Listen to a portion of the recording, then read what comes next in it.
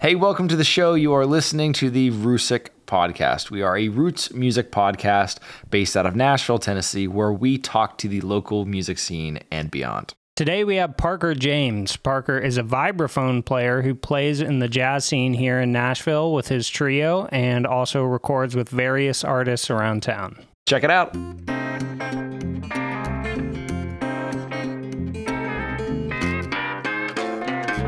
Yeah, same thing. Like I can't fucking sight read. Well, Yeah. it's also It's not there anymore. I feel like in school your teachers are like, "Oh, this is really important. Like you're gonna need to know this stuff." And then still to this day, I've never once had to do it. And Depends on what world you're in. Yeah, for sure. yeah, if you're like in the classical world or I'm sure shit in like the classical that. world it's more applicable. Have you even- ever had to use? Have you ever had to sight read on a gig or anything? Or? Yeah, I mean, I sight read earlier this week doing a recording session. Oh, okay. Oh, there you go. So I do it a lot. Someone's and using Music school is That's worth it. I'm getting better at it. And Nice. one of my goals is to become do more session work. Yeah. And from what I understand, doing a lot of those recording sessions, you have to be a monster sight reader, especially on mallets. That makes sense. that makes Yeah. sense. You know, you have to just be like the guy who played the xylophone on all like the Danny Elfman soundtrack stuff, like the Simpsons theme. God, I forget his name, but he was just like a legend in LA, and that was basically his whole thing, was that he was an incredible sight reader. Yeah. Like kind of a shitty improviser. No, and- but think like that. If your job is like, here's a piece of music, record this fast and cheaply for me, so we're done. Yeah. Like that guy is making some money. yeah, it's like we got the caterers here. Yeah, exactly. Like we don't. Come on, time's of the essence. Let's Yeah, go, we you got know? 3 hours to record 90 songs. Yeah. That's usually what it's like, you know, and it's just like No, if that's your skill set you're going for, that's a smart way to do it. Yeah, and the way those sessions often work is you do one take. If you made a mistake, you have to raise your hand and confess, because if you don't, they're going to find it later. Yeah. And they're going to never hire you again. That's brutal. Yeah, it is brutal. That is Interesting, brutal. Yeah. So I think I've learned that one of the keys is to confess early in the session, so then everyone just assumes that. Yeah, that you're on top of You're things. on top yeah, of yeah. it, Oh, and- that's smart. Have so- you ever had that where someone calls you the next day and was like, "Hey, why didn't you say anything?" Not me personally, thank God. I don't do enough of that session work for that to really matter yet. That's good. But Wait, so you got into vibraphone through playing percussion. Mm-hmm. What was the transition like? Was this the first pitched instrument? Was this the first instrument pitched in this way, I should say, that you'd ever taken on, or did you have experience with other instruments before that? we had an upright piano at home that I would just sort of fuck around on. Cool. Is this a family No, podcast? you can say whatever the hell Okay. you want. Just checking. So I fucked around on that piano, and I didn't do anything. My mom was like, "You should take piano lessons," and I did, and I hated it. Yeah, And I feel like no kid sits down at piano lessons and is ever like, "Oh, I love this." Like, yeah, that's I the mean, my piano teacher was 140 years old. And they're all old. I think too. when you're young too, like the piano is not cool. Like that's what all the nerds play. No, You know? I remember my grandma saying, Like Billy Joel. No, I'm just kidding. yeah, my grandma was like, "Oh, you should learn piano. There's people who play pianos are so much fun at parties." I said, like, "Grandma, it's not 1930 anymore." Yeah, it's not. I mean, it's the kind of case true, anymore. but like, Yeah. I mean, yeah. Yeah. But so that gave you some kind of context for when you took on the vibraphone then. yeah. But I definitely was a drummer. Mm-hmm. I got my first drum set when I was, I think, for my 4th birthday. Okay. I came downstairs and there was big boxes in the family room, Oh. and my dad had gotten like a starter drum set for me, which was it was a real drum set. But it had he had emblazoned on the bass drum the Beatles and then Parker James underneath it. Oh, and nice. I just went ape shit, because that That's was like the amazing. only thing I knew was the Yeah. Beatles at that time. Yeah. That's a good starting place. So yeah, I was super interested, and apparently, like, I had this thing for about 2 months, and then I came down to my dad and I said, "Dad, I think I need a hi-hat," and he didn't even know I knew what a hi-hat was. Mm-hmm. I didn't even know I knew, but apparently I wanted one. So the starter kit didn't have a hi-hat? No, it was a tiny little kick drum, a snare, a tom, and then a cymbal mounted on the bass drum. Oh, okay. Gotcha. But it was enough for me at the time. Yeah, but I to guess kind of get going. Yeah, but I guess I thought I needed a hi-hat. So then 4th grade rolls around in New York State. We started in 4th grade in band, did a lot of drums. We did a little bit of mallets, but it was never something I was into. I was always just like I just got to get through this so I can play the big timpani, you know? Of course. That's what I wanted to do, play drum set in the jazz band. And then 8th grade rolls around, we moved to Indiana, which is probably the worst grade you can possibly move anywhere. Because it's like, I was like, as someone who teaches 8th grade, that's the worst grade to move. Totally. I was like, oh, I'm just getting cool at my old school, which I'm sure I was not cool, but I thought I was. So I get to 8th grade and it's just brutal socially. So I just was kind of retreated into music, and I was listening. At that time, I had just discovered LimeWire, so I was downloading like Led Zeppelin. The good old days. You know, I would download a track and it would say like, Knocking on Heaven's Door, Led Zeppelin, Guns N' Roses, Bob Dylan. Yeah, it was like it'd be like 9 artists. And you download it, it'd just be something completely different. And you'd have to download like 2 more just until you finally got the right song. Yeah, and then go in and rename them all properly. Oh yeah, I was very invested in that. And then your computer got AIDS and yes, I really wanted my iTunes to be as clean as possible. Same. That was like a point of like honor for me. You know, yeah. Oh, that's a smart way to be. I feel like. Yeah. So I downloaded like Knocking on Heaven's Door, and it's had all those artists listed at, and it was like some live version, and I was like, this must have been the greatest concert of all time. All of these guys are on this track. But I don't know who the hell. That's hilarious. I literally think it was just Guns N' Roses or something. That's so funny. So anyway, 8th grade, no friends yet, and I'm just listening to music a ton. Getting into super dorky music like Emerson, Lake and Palmer. Oh, nice. That's a good choice, though. Yeah, my dad was instrumental in that too, because he had an insane record collection. And starting in the late 80s, he switched to CDs, and he had a really good CD player and all this giant cabinet full of just like jazz fusion. Oh, cool. Progressive rock, and then all the classics. He was a huge Beatles head too. So I just raided that cabinet basically and just started putting that on my iPod Classic 30 gigs.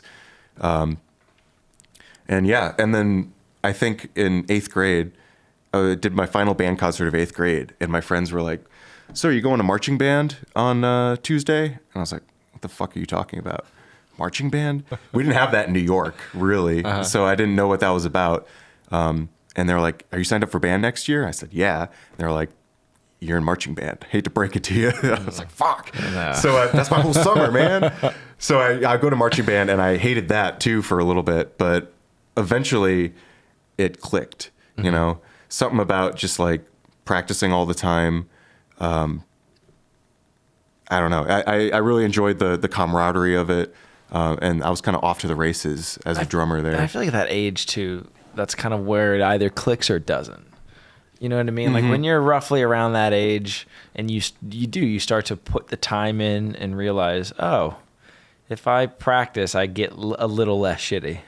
Like that's the coolest feeling in the world. Like when you're a kid and you realize, I mean, I think you can graph that out to anything in life. But I think for at least us who, for better or worse, have decided on music and fell in love with music, when you're that age and you start to put that time in, and you realize, oh, I can be less crappy at this. It's the best feeling in the world. Because then you realize, like, oh, that's true of like anything. It's awesome. It's a good way to learn that lesson. For sure. Yeah, I mean, music really taught me how to teach myself, I think. And I was lucky to have a really good teacher in that freshman year. My drum teacher, Marcel Coulomb, who is equal parts drummer, marching band drummer, rudimental snare drummer, marched in Star of Indiana, like all those drum corps back in the 90s that were really, really like legendary. And he was also a jazz piano player, so he wasn't square at all. Like, oh, wow. He always smelled like cigarettes and weed, and he's still a good friend to this day. I hope he's watching. Hey, Mark. So he really kind of set me straight. I think I was talented, but I was not practicing. Like I think I was doing like a solo and ensemble, like multi-percussion piece. And there was one specific lesson where he was listening to me play, and I could tell he was just not having it, you know, like my bullshit. I was bullshitting my way through this thing, you know, hadn't practiced. And he was like, man, I don't get it. You're so talented, but you're just coasting. Like, why don't you show up and actually do something? And all I remember after that was I was practicing all the time after that. He flipped some sort of switch in my like teenage lizard brain that like, I was like a boat, you know, going in just sort of going in one direction. He just kind of nudged me in another direction. I find looking back on it, my best teachers were always the ones that were hardest on me. Sometimes I think you need someone to be like, hey, get your shit together. Hey, you stupid fuck! You're, what are you doing here? You're wasting your time. Yeah, I've had a lot of teachers that are just too nice. Yeah, he was not too nice. He was always really honest. Yeah, that's good. And when I taught, I strove to be like that too. You don't want to be an asshole. Yeah, there's a line for sure. There is a line, and it's recognizing too those for whom this means something to can take a little bit more. Yes. And if someone, you recognize that there is potential in someone and that there's hopefully some kind of passion there, mm-hmm. you might need to be a little more stern with your direction. You know? Whereas it's like not everyone's going to be a musician, and nor should they be. And everyone's not going to have that passion. So it's like, I think recognizing as a teacher, when you see someone like yourself as a young person that is interested in that and like has potential there, but just maybe they're not putting the time in or whatnot. I think that says a lot about you as a person, as a student and as a teacher, to recognize that and try to course correct, because we need that. I think we need that with all kinds of things in life. But absolutely. I have no fucking idea. What is the history of the vibraphone? Like, as an instrument, Here we go. I knew this was coming. I have so many stupid questions I have asked, because really, my only real knowledge of a vibraphone is like Bobby Hutcherson or something like that. You know what I mean? Like it's so limited to like a very small sect of like jazz music, which I love, but like I have no real like what is the history of the instrument? Well, it did start as a jazz instrument. It was invented pretty much like 100 years ago. It's really a recent instrument. Yeah, that is new. Yeah, my grandma's about the same age as the vibraphone. Wow, yeah, that's wild. It was kind of it started. Mallet instruments have been around for thousands of years. Mm-hmm. Like they come from Africa primarily. Xylophones, various instruments that were pitched, and have been slowly changed over the years, evolved. Yeah. The xylophone, I think, entered the orchestra probably in the late 1800s.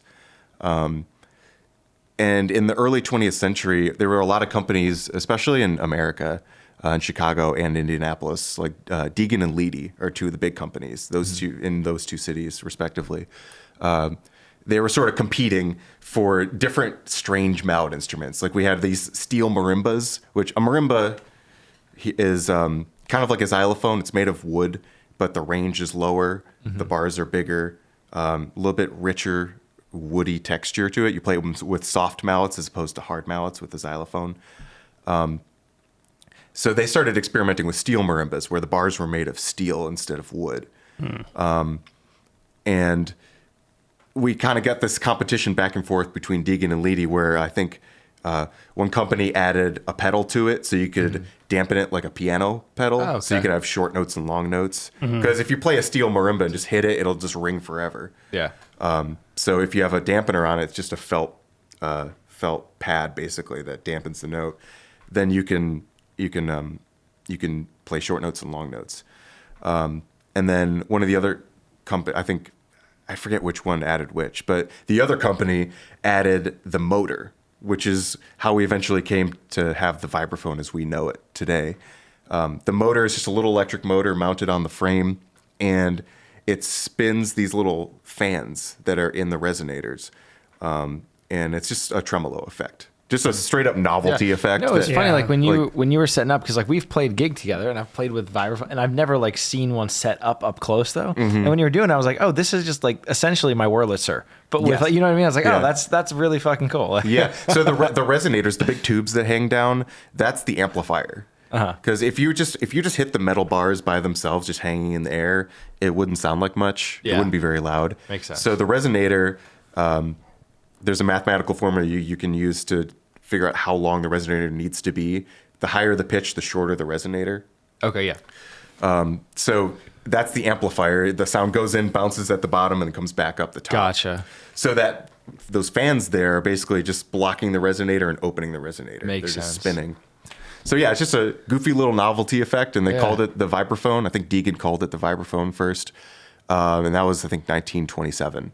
Wow, so yeah, we're coming right up on 100 years. That's crazy. Yeah. Some people date the beginning of the vibes as 1920, which I think was when Leedy introduced their version that didn't have the motor.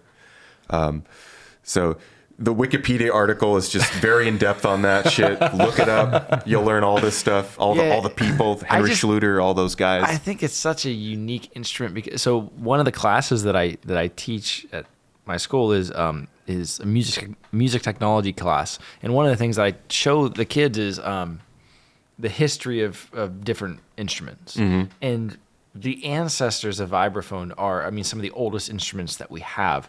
So I think it's so interesting to see how it kind of takes its form now in such a recent way. Because mallet instruments they've been around for, like you said, thousands of years.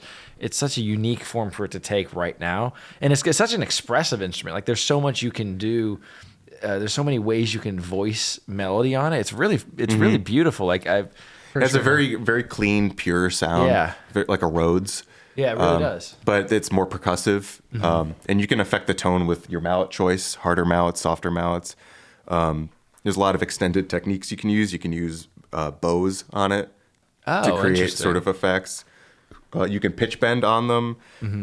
You can dampen with mallets. So you could leave the pedal down, let it all ring together, but you can dampen notes with your mallet. So you can take notes out as you need. Interesting. Yeah, another thing I wanted to ask you too. I'm just going to keep throwing stupid, ignorant vibraphone questions. So you have most people don't even know that it's a vibraphone. So you're the big xylophone. Yeah, the big xylophone. I would say like 75% of people call it a xylophone. That's funny. Not even an exaggeration. So that's okay. You have your bag of mallets. Are all of those? Is the difference of those? I can imagine is maybe size of mallet, weight of mallet. Like what's going to dictate the hardness? Like what's going to dictate your mallet choice for a particular song? Well, there's a couple things you can do to change your tone on a mallet. I work at a mallet factory here in town, so I've learned a lot about this in the past 4 years since I moved to Nashville. The weight of the core. So every mallet has a core, which is usually rubber or wood or some other type of material.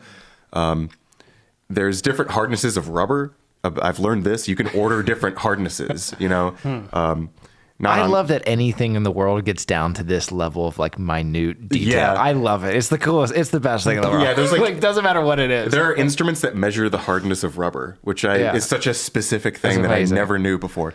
But yeah, you can have harder rubber, softer rubber.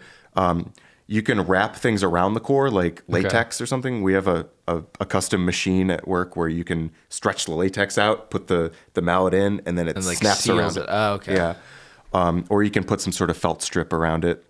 Gotcha. And then we have a mallet wrapping machine, also custom, that wraps the mallet in yarn. And there's different choices of yarn you can use. You can use cord yarn, which is much thinner. Usually that's what you use for vibes. Marimba, you'll use something maybe like alpaca yarn or some sort of wool blend. And there's different ways of sewing it up because every mallet has to be finished by hand. We have a machine that wraps it, but then you have to actually sew it so that it doesn't come unraveled. Oh, okay. And you can do circle stitching around it for cosmetic features and for durability. So there's lots of different choices. And you can make a mallet softer by adding more yarn, more wraps. You can have a softer core, a larger core. You can put metal inserts in the core to make it heavier, so you get more of the fundamental out of the bar. So when lots you're, of choices. Again, they're just going to keep coming at you. So when you're playing, do different vibraphone players use different numbers of mallets per hand, or is it like an established 2 and 2 that's kind of the norm? It's pretty standard. Okay. Some mallet players just play with one in each. Okay. Milt Jackson, Bobby Hutcherson, they weren't really 4 mallet players.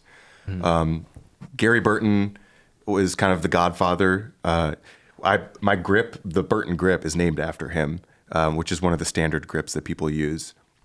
And then, sorry. But it doesn't really go beyond that. Gotcha. You can do 6 mallet, but you kind of just like, it's like a claw. That makes sense. You can't really affect anything. And then when you're playing, are all of your mallets, do they tend to be uniform, or will you have, like, let's say this hand you have 2 different kinds, and this hand you'll have 2 different kinds, or do you tend to want to have a uniform sound for all of the mallets you're using? For what I do, I'm using the same mallet. Okay. Because I'm improvising most of the time. So Gotcha. I need to be able to do anything at any time. Yeah, with each mallet. Okay. And it might limit if I have a different mallet Makes sense. one Yeah, hand. yeah. But for some classical literature, like on marimba, they'll use what are called graduated sets, where it's like the lowest one is softest, and then it gets harder as you go up. Oh, okay. That's kind of cool. But yeah, it's kind of that's very in the weeds. Yeah. Very specific. That's what we're here for. Yeah, I mean, I'll go all fucking day talking about this shit. Do it. So when you, so I know, like,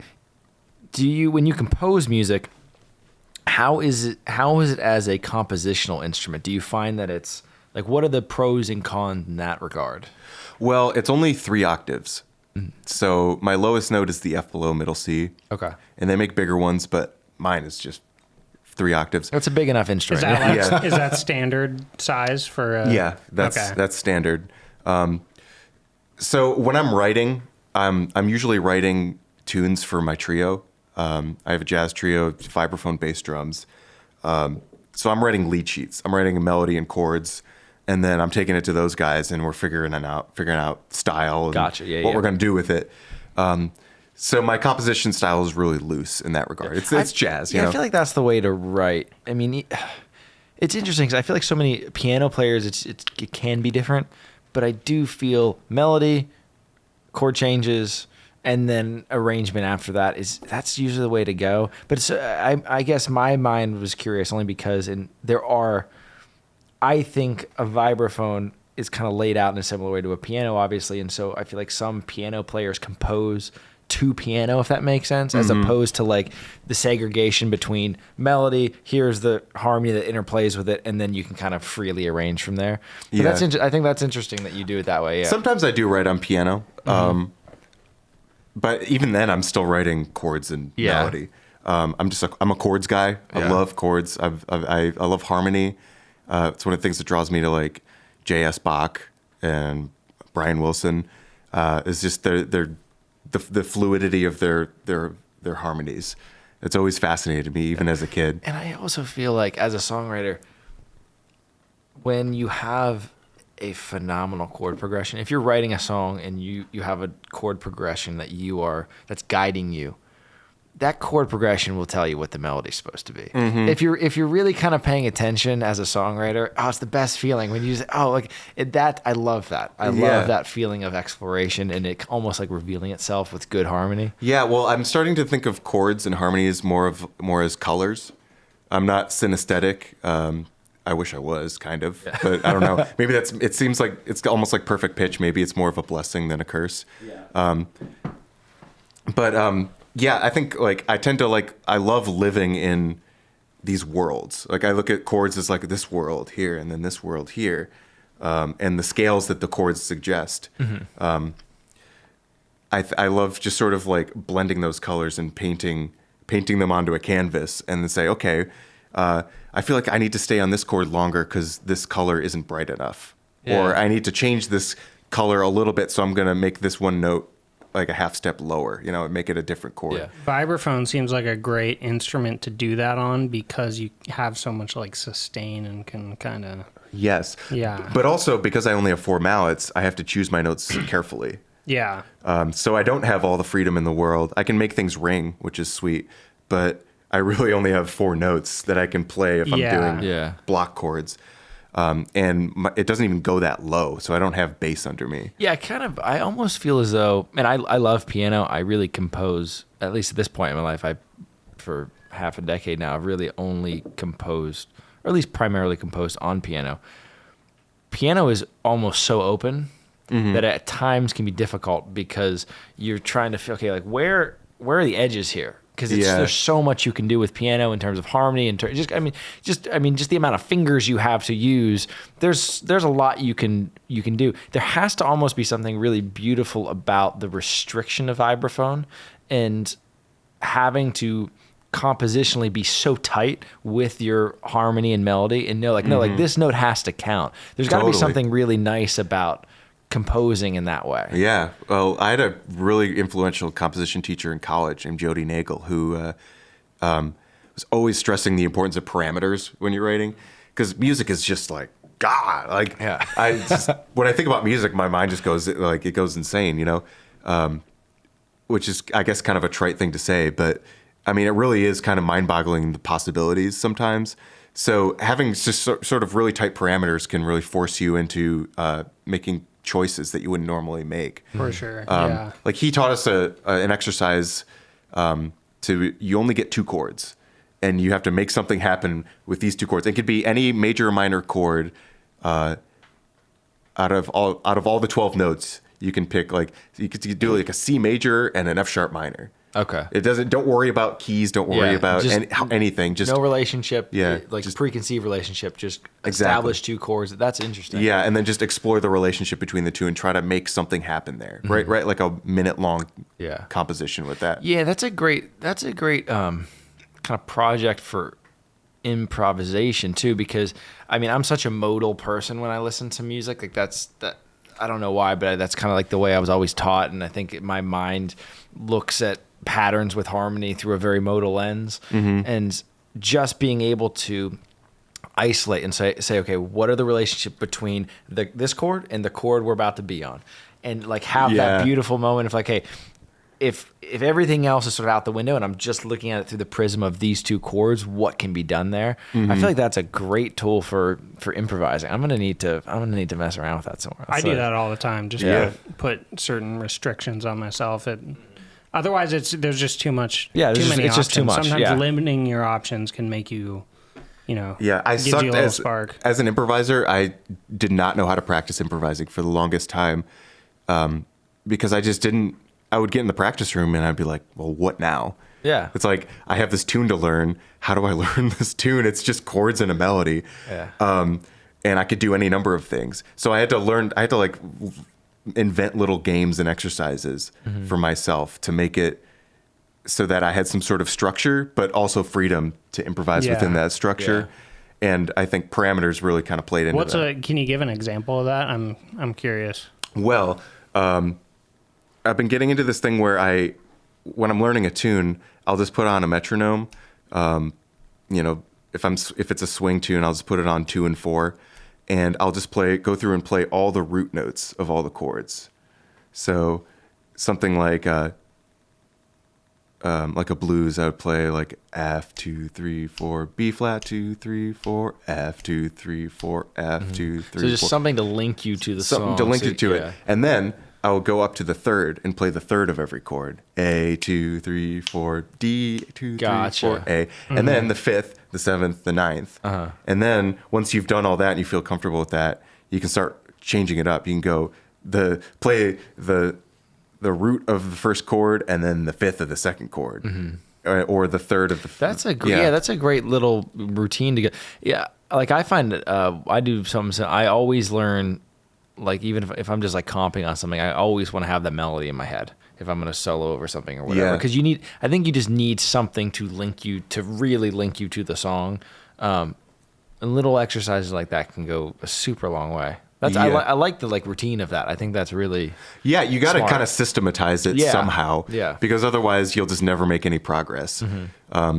I mean, the best jazz musicians were just insane practicers and just had to come up with their own solutions. Like John Coltrane. Yeah, I was gonna say that's probably the most extreme. I was thinking about insane practicers earlier today, I guess, as everyone does. But you want to feel bad about yourself. But if you listen to a recording of John Coltrane when he's like 23, he kind of sucks. I was supposed to say he's not that good. He's not doing it. He's definitely not Coltrane yet. Yeah. He's kind of making the changes, but not really.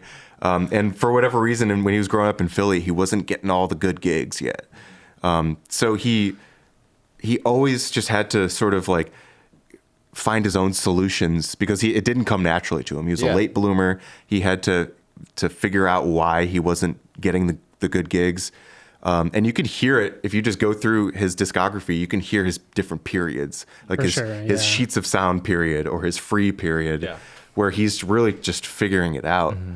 But I think that's the beauty of all of this. I mean, it's the journey, as silly as it sounds. I mean, that's the process is the thing that's so wonderful. And otherwise it's boring. Yeah, exactly. And getting to see someone who is such a giant throughout those different moments of life, and to recognize as a listener that there's tension here. There's someone trying to get better at something, I think that's the most inspirational thing in the world. Yeah, I think that's why there's a church based around John Coltrane, because he was a searcher, you know? Yeah. And of course, he died right when he was reaching, enlightenment, in his playing. He was playing at his freest at the time that he died. So he's been mythologized, since then. It's a good time to go. I'm not quite there yet, but Yeah. I hope I have a few more good years in me, for sure. Wait, so you at this point, what's your relationship to playing percussion instruments? Well, since I moved to Nashville about 4 years ago, it's been all vibraphone all the time, pretty much. Before that, I was teaching a lot in Indianapolis, doing private lessons, teaching marching band, playing a lot more drum set. Gotcha. And before that, I was in grad school and I was doing a lot of orchestral playing. Okay. So I was playing with orchestras, doing regional gigs, played timpani at a Catholic church in Denver when I lived out there. So I've done a lot of different things in percussion. Played in Brazilian baterias. I don't know what that is. It sounds jazz spicy. Ensemble. Yeah, well, CU Boulder had a Latin jazz ensemble and a Brazilian drumline. Okay. And that just really taught me a lot, exposing me to different types of playing, different ways of conceiving of the drum, which is an ancient instrument. As a listener, what do you listen to primarily at this point? Which that's a horrible. Even just saying that, I was like, oh, fuck. It's hard to say. I mean, it's but like, what's on current rotation, I guess? Oh man, I mean, well, right now I'm listening to a ton of Beach Boys because Brian Wilson just died, so that's why I played "Don't Talk, Put Your Head on My Shoulder." That was beautiful, by the way. That sounded. Thank you.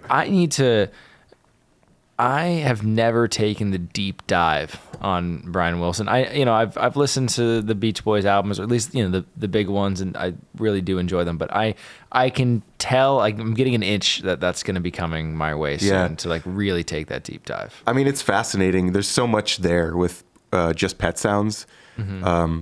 His whole career obviously was stunning, but Pet Sounds is it's one of those records where I think I first listened to it when I was in high school, and I didn't quite get it at first, but I remember I was driving home from college once, driving back from Muncie, Indiana to Westfield, Indiana, just all these back roads. It was summertime, my freshman year in the can. I'm feeling like an adult. I'm 19 years old, and I'm listening to Pet Sounds in my 99 Jeep Cherokee. And I was like, I get it now, like clicked. I don't know why, but yeah, I was just like, the windows were down. It just felt right. I mean, his as a composer, he I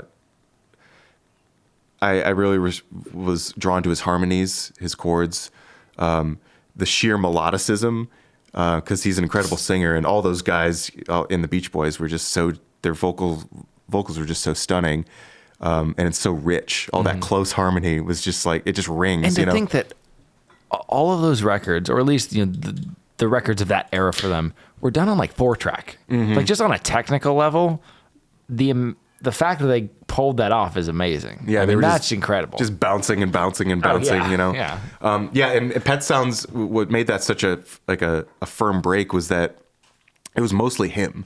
I think the rest of the band was on the road for a lot of it, and he was like a kid in a candy store. He had all these musicians there, and he was teaching them a lot of their parts by rote, which is incredible to me. Because I listened to his percussion writing, for example, and it's so logical. It makes so much sense. They all have a compositional logic unto themselves if you were to just listen to him. But he's just teaching it by rote, and they're bringing their own ideas, and he was receptive to it. And when you listen to it, it just becomes this beautiful, rich whole that I think is kind of untouchable to this day, And it's the sound of that studio, the sound of the reverb in that studio, the amazing musicians that were on that. Just, it's the whole package for me. I'm going to tackle some more Beach Boys soon. Yes. I can feel it coming up. Yeah. It's really, really beautiful stuff. And it was a huge influence on me. So when he died, I knew it was coming at some point, but it's just been giving me a lot of reflection to be like, wow, how has this music affected me? And we're at a point now where all the greats are going, one by one. I don't know what I'm going to do when Paul McCartney dies. I'm probably going to go to a mountaintop and sit for... we should all just take a week and not speak or something. Yeah. I've been listening to, I grew up a big Beatles fan, but probably the past 6 months, I've been going back through a lot of that and seriously listening to it in a way I haven't in quite a while. Some of that Beatles stuff, even the early stuff, is just the composition's incredible. Mm-hmm. The actual technical recording of it is incredible. I mean, some of it's just mind blowing how good some of that writing and performance is. Yeah, I think Lennon and McCartney are like, I put them up there with like Schubert and it's amazing, and like all those amazing guys who were writing. As They're far not as even my songwriter, favorite Beatles songwriter. No, I'm just kidding. But I mean, as far as just sheer output, like the amount of good songs, unbelievable, incredible. Like their batting average is fucking insane. Yeah, you put on any one of those Beatles albums, and you're like, oh man, I need to go home and practice. Yeah, but I would put Pet Sounds as a whole above any Beatles record. That might be controversial. I think the Beatles output as a whole is stronger than the Beach Boys, but I think Pet Sounds fighting words. Let's go. Yeah. I'm gonna listen to that. My album email tonight. is, if you want to. The real question is who would win in a fist fight? Beatles Nobody or email me. I don't care what you have to say. I'm the guest here. Fight about it in the comments. There you go. Exactly. Yeah, there you go. Exactly. You go off into your comments. Yeah, you lowly scum. What? So you were saying earlier that the Beatles was some of the first stuff that grabbed your attention as a kid. Oh, sorry, Kitty. she's kind of Look at you. She's being, wow. That's okay. Go down. Kitty, get down. What? So you were saying the Beatles was some of the stuff that really grabbed your attention as a young person. What? Because I feel like all of us, like we were talking about, that at that age when you kind of get addicted to this thing, we have the stuff that is really just doing it for us. Yeah. When you were 12, 13, 14, what was the music that kind of turned you on to, I want to do that? It was probably Led Zeppelin. There you go. Just really hilarious to say. No. I'm serious, though. You have no idea how much we've talked about Zeppelin on this, because Brian and I both love some Led Zeppelin. And of all of the shit that you listen to at that age, Zeppelin fucking holds up. That was Zeppelin, Pink Floyd, some of that stuff is just like too. fire. Definitely in the top few that originally got me started. For sure. Yeah, John Bonham was just such a undeniable drummer, and that at that point in time, I was like, I'm a drummer. Mm-hmm. I was wearing headbands. I had long hair. Nice. There you If go. you looked up pictures of me from like freshman year of high school, I looked like a fucking idiot. I have a feeling all of us. I for sure did. That's okay. Yeah, 2006, like just like wearing the worst fitting clothes, wearing cargo shorts, and like a giant Grateful Dead like shirt that was like still love 3XL.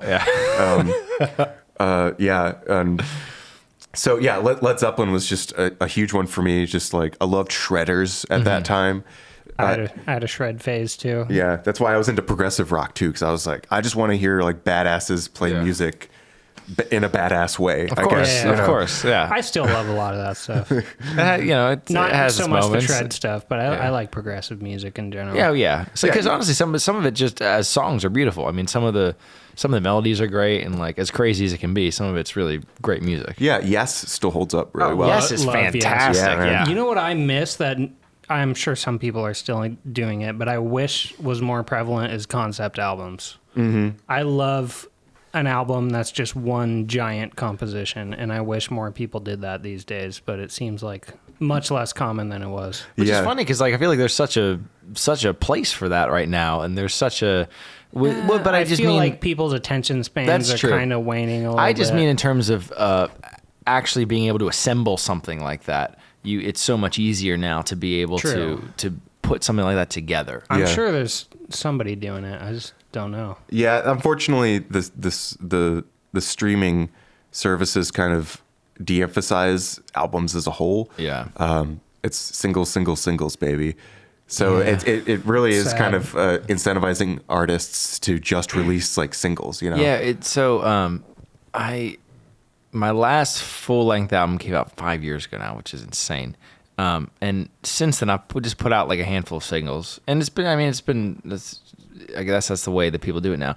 And I'm getting to a point where I'm like, fuck it, I just need to do another album. Like because as a consumer, that's how I like to listen to music. I like to put on an album and I want to hear the album, And at a certain point, it's like, yes, I think, like if you're doing anything, you want to make sure that, I don't know. I think as a consumer, it's like, no, fuck it. That's what I want to hear. That's what I want to make. I want to make an album. I mean, we gotta fight back somehow. Yeah, exactly. Because yeah. Spotify and the others, which I'm sure there'll be people listening to this on Spotify, but fuck Spotify. Whoa, we didn't mean that. We love it. There'll just be a giant blank spot in this part of the episode. We'll bleep it out. I'm just kidding. But no, I mean, the streaming services have sort of commodified music in a way that music has always been commodified, but they're changing the game in ways that aren't always clear to artists. It's like playing a game that you're not really sure what the rules are. That makes sense. Yeah. So a lot of artists don't know that there are other artists out there paying to be featured on Spotify Radio or Discover Mode, things like that. Gotcha. Yeah. If you're interested, there's a book on the subject that just came out this year called Mood Machine by Liz Pelly. Okay. It's a very depressing book because it's a deep dive into how Spotify works, the algorithms, its history, its founders, Daniel Ek and the other guy. I don't give a fuck what his name is. He sucks too. But they were ad tech guys, They were advertising people, and they were sort of they were looking to build a platform, but they didn't have a product to sell. Okay. And they just sort of stumbled on music as their product, and it could have just as easily been, I don't know, short form videos or whatever. Yeah, whatever. So they're not like music heads. They don't appreciate music on the level that artists do, or even fans of music do. I think he tweeted something the other day about like, what is music anyway? Like he's pretending to be philosophical, and it's like, fuck you, man. I don't think you have a working definition of music. It's funny because like I have like the relationship that like an 85-year-old man has with Spotify, which is like I'm also, this is just the way I am with technology in general. I don't use any of their algorithms for finding any of that. It's like I have them. I search a song or I search an album and I'll listen to it. It's like, like that's my relationship to it. I know what I want to listen to, and I will search for it. But they spend a lot of time trying to make sure that people like you get sucked into their algorithm. Yes. Yes. And the algorithm does not. I mean, it's a black box. Nobody really knows how it works. Even people that work at Spotify don't have a great understanding of how it works. That's my understanding of how a lot of social media. Yeah. Right? Yeah. And I think that's really how all of social media works too, is it kind of is one giant black box, which is a little bit terrifying. I mean, you could say the same thing about YouTube. You could say the same thing about Instagram, or certainly about TikTok. It's a weird road to go down. Yeah. And especially when we're talking about art, which is what I'm always often thinking about. It seems upsetting to me to have our culture in the hands of these fucking freaks that are building these algorithms. I'm sorry, but they don't have the best interests of the music at heart. I really don't. Yeah, I really believe that, because they're sort of like, Spotify is actually like inventing genres. And they're putting out music. The AI music is a whole nother. Oh, that's a whole other thing. No, that's a whole other. Yeah, world we don't have to go down there. You could probably guess what my thoughts on that are. Yeah. But I think. Brian, I love you. We've gone down that road a few times. Yeah, it's a little interesting. Yeah, but it's just, I don't know. I don't necessarily want these people to be in the driver's seat when it comes to how music is distributed. And I don't really have the answers. I feel like there's some degree of that, though, that's just kind of inevitable. Like, I mean, because when streaming first came out, and like internet downloads and Napster, and there was like a huge pushback against it, but it's like, it's gonna happen, what I mean? Like once that technology exists, even though it might not be beneficial for some people involved in creating the art, it's gonna eventually happen. Yeah, right now the big thing is they're trying to put into place laws of because artists are worried about like one day AI will be able to make an album that's like them, and the AI like you can just ask it like, oh, make me another Taylor Swift album, and so they're trying to like put laws in place to protect about that. But like eventually it's just gonna be able to happen. Yeah. Well, the tools eventually get out to everyone. Yeah. But like, how long are you gonna be able to push back against that before it's just like, yeah, we're about to enter a very interesting time, I think. It's going to be very strange. And there's going to be some, like any time with massive growth and ingenuity, there's going to be some growing pains attached to it. And I think it's going to be very strange for the next little while. Yeah. Well, there is a law going through Congress right now. I don't really think it has much of a chance of passing, unfortunately, but it's called the Fairness in Streaming Act, which I think seeks to sort of remedy some of the things we're talking about. Especially making sure artists are getting paid fairly through streaming services. Because right now it's just kind of a no man's land of like artists are not getting paid through Spotify. So I think we need to do something like that. The United Musicians for Allied Workers is a labor union that has started online, which I think is seeking to represent musicians in this day and age. I'm all for labor unions. I'm very pro-union, and I think everyone should join their local musicians union. But UMA is kind of it feels like a more modern union because they meet on Zoom.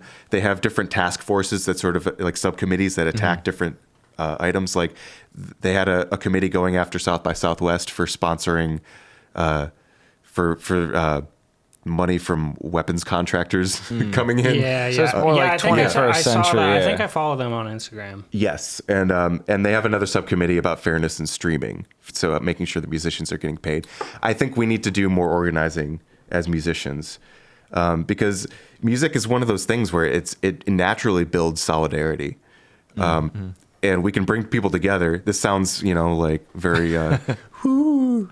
We just all got to love each other. But we kind of do, guys. I'm sorry. But we got to get together and play some music. We got to sing together. We got to, go to protests and bring instruments. And we got to figure out how we're going to build a better world, because it's not going to just happen. I don't know. Yeah, that's where I'm at right now. I think that's beautiful. Yeah. To kind of slightly pivot, one of the things I also wanted to ask you about was last year, I think, you put out Afterglow. Yes. How did all of that go? So is that your trio that you're playing with sort of regularly, or was that how did all that? Because it sounds we were listening to it earlier today. It sounds fantastic. Yeah. Thanks. That came from a collaboration with bassist Paul DeFiglia and Caleb Breaux, drummer. When I moved to town, I knew a lot of people already in Nashville, so I was driving down from Indy to play gigs. So I was sort of dipping my toes in the scene, liked what I saw, and then my now fiance, and I moved down here about 4 years ago. And in one night, I played a solo gig at Betty's. Okay. You've ever been to Betty's? Yeah. Fantastic place. I played a solo gig because Caleb was doing this sort of improvised experimental music showcase, where he was just inviting random people to come in and do anything, basically. Free jazz, experimental electronic music. I did we got a spicy kitty over there. Kitty, what's going on? Nothing good, it sounds like. So he had this experimental music showcase. I played solo vibes on it. And I met like 9 people who I now count among my closest friends and collaborators here. That night went down in history. It's so cool how shit like that happens in life. Yeah, that's awesome. Where it's like, I'm really glad I took that gig. Yeah. And it was a hilarious gig because if you know Betty's, you know that there are a couple locals there that just come there no matter what, and have probably been there for decades, no matter what music is happening. So we were playing weirdo freak music. And there were these 2 guys that were just there to watch the World Series, and it was on mute. So they were just like, like something would happen, and they would go, yeah, and they'd be like, well, what's this? What is that? And someone's like, that's a vibraphone. They're like, while I'm playing, there's a video of it. You can hear it. That's hear him fantastic. say that. It's like, and he was like, well, I don't know what that is. And someone else is like, I think he went to college for that. And he's like, well, I never went to college. And it's great. He was just heckling me basically the whole time. That's fantastic. And everyone was like apologizing to me afterwards. It's like, no, that was great. I feel like it felt like a rite of passage. Yeah, we've all had those gigs. You know? Yeah. So I basically met Caleb that night, and I met Paul, the bass player, that night. And then later, after I met another drummer there named Anson Honey, and after Caleb moved to New Orleans, Anson took his place in the trio. So now Anson plays drums. So yeah, I met a ton of people there. Caleb, Paul, and I played a lot. We played Urban Cowboy. We play at Vinyl Tap, The Dive, a lot of different random places. Nice. Had a gig downtown at Church Street Park for a while. And that was great because we were all kind of interested in funk and Brazilian music, bossa nova, samba. Paul and Caleb were both big hip hop heads, so that kind of worked its way in too. Nice. So it was kind of it was jazz, but we were branching out a lot, playing pop and rock tunes. It's a very unique album. It's really cool. I really like it a lot. And Caleb has a really unique way of playing where he's a very quiet player. His sounds are all really tight, and he has really good taste too. And Paul, of course, is an incredible upright bass player, and I've learned a ton from playing with him. And then that was really my first record as a co-leader. So I think Will Tyson engineered that record, that he got the vibraphone sounding exactly the way I'd want it, how I've always pictured vibraphone sounding.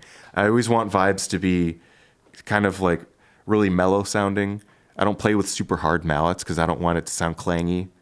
And he really made it sound like a Rhodes, you know? What is your approach when playing with a bass player? How do you find you best have a conversation?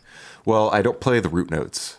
Okay. That's bass territory. One less mallet to hold. Exactly. I don't have to. I only have 4 mallets anyway, so roots are out.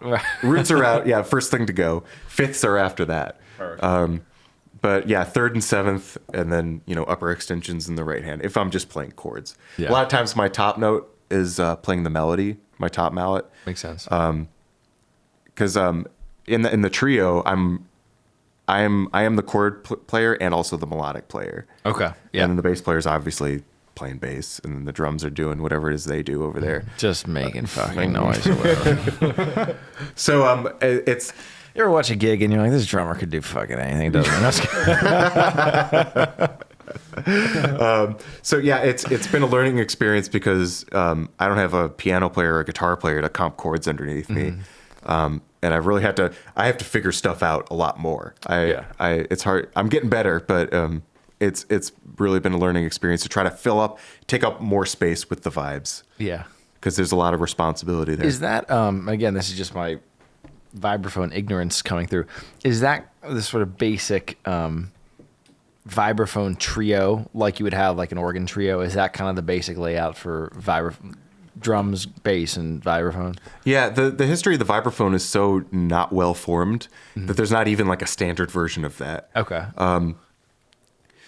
Yeah, because like every marquee vibraphone player that you can name, they all just played such different music. Like Lionel Hampton was kind of the first. He played with Louis Armstrong. He was actually Louis Armstrong's drummer first. And there was just I had no idea. Yeah, there was a vibraphone sitting in the corner of the studio, and they're like, why don't you play that? And he's like, okay. Like he just said yes. And that was the vibraphone as a jazz instrument was born, basically. Yeah. So he's the granddaddy of us all. So he was playing swing, he was playing with the big bands. Milt Jackson brought bebop to the vibraphone in the 40s and 50s. He was a hard swinger, but at the same time he was playing, like he was like Charlie Parker, but for the vibraphone, but really bluesy as well. Bobby Hutcherson was a more modern player. He was 60s, 70s, 80s. He just died a few years ago. Had an incredible career, but he played marimba a lot too. Cal Tjader was a Latin jazz player. Red Norvo he played xylophone a lot. So they're all just different. Yeah. And Gary Burton, who is probably the most influential player for me, he was the one who really popularized 4 mallets. Okay. Because he was just such a dazzling player. Like he's just incredible.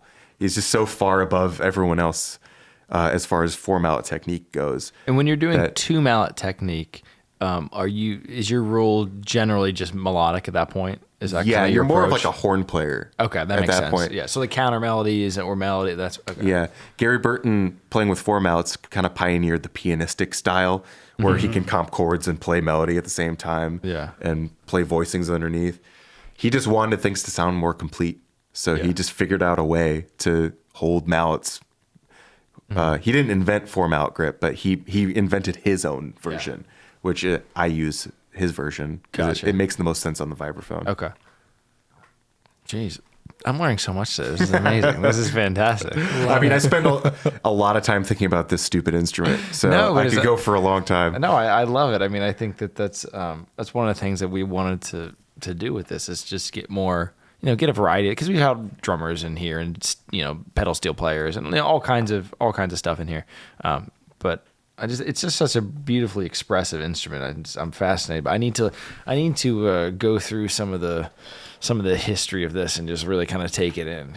Like listen to some. You got to send me a list of some real players. I'll just use all those guys. Who are some? There you go. Who are some modern day current guys who are kind of at the top of that? Who's kicking ass right now? Let's hear. Joel Ross is the big one. He's put out some great records through Blue Note. He plays with McCoy McCraven, who's an awesome drummer and composer. And he has his own solo records as well. I'm a big fan of Stefon Harris. He's not really, he's been around for a couple decades now, but he's a fantastic player. Warren Wolf, fantastic. There's still just like there's very few of us.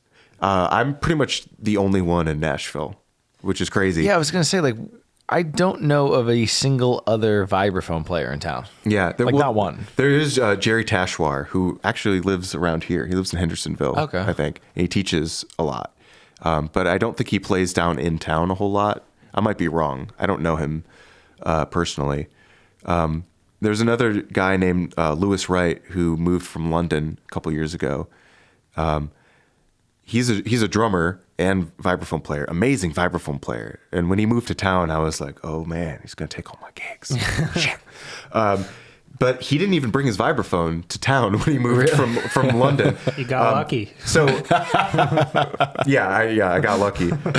So when I moved to Nashville, I made a choice. I said, I'm probably just going to focus on vibraphone, because I could have tried to get drum set gigs, and I still could. But instead of being a mediocre drum set player in a sea of incredible drum set players, I decided to just go for the vibraphone thing and be like, well, I'll just be the only vibraphone player. Hey, that's a smart way to do it, It's a good move. But Lewis went in the other direction. He had to make a choice as well. And he's decided that he's like, I'm just going to focus on drums. Yeah, that's awesome. As he should, because he's an incredible drum set player as well. Yeah. I think sometimes when you're a multi-instrumentalist, you have to, branding becomes a concern, where, when you're shaking someone's hand, you got to be like, Parker James, vibraphone, how the hell are you? You can't be like, I play vibraphone, but also I play drums. Don't forget about that. It's just, it's too complicated. Yeah. So I just decided streamline it. To go with the weird, memorable instrument. It's a smart move. That's a smart move. It is a good move. Yeah. Because how many good drummers are in this town? That's true. Yeah, when I was playing around more, I would play primarily as a harmonica player. And it's funny because it was like there's like three of us in town, one of whom is Charlie McCoy. So it's like, okay, I'm not. He's a vibraphone player too. Yeah. The man plays literally everything. Yeah, all those old like Nashville sound records all have vibraphone on it. And that was him. It would be criminal of me not to mention Charlie McCoy when I'm talking about vibraphone players in Nashville. He's still around. He's still working. Yeah. You can hire him for a session. Yeah. One of the things too that I wanted to talk about is just your approach on the instrument through different genres. So I know you primarily do jazz around town, but when you do branch off to other styles, how does your approach change? What is the role of how does the role of the instrument change in different genres? That's a really good question. I'm always trying to fit vibes into different genres, because I really think it is a versatile instrument. I really think that it can fit in a lot of different contexts. I'm always trying to convince people, like, not to hire a keyboard player, just hire me instead. Sorry, keyboard players, but it's a dog eat dog world out there. No, I'm just always trying to create opportunities because a lot of people don't know what to do with the vibraphone. Some people know they want it and they're looking for a vibraphone player and they Google vibraphone Nashville and then they get me. But other people, they hear it and they're like, whoa, that's cool. I like, instead of having Fender Rhodes or guitar, I could use this sound and it's a unique sound. Yeah. So I find myself kind of like in playing with like indie rock or indie pop. I play with a band called Volunteer Department, which is a rock band. And I'm almost like the lead guitar in that band sometimes. That's a really cool role to fill. That's awesome. Yeah. Because I'm trying to play the melodic notes, but also I can play chords too. So it's just a matter of what the song needs at the time. I've played, Americana music with guys like Josh Halper, where I'm doing a lot of that. I'm playing melodies and adding color. Because a lot of times people just want the color of the vibes. So like if I'm doing like a remote session, I've recorded my home studio a lot.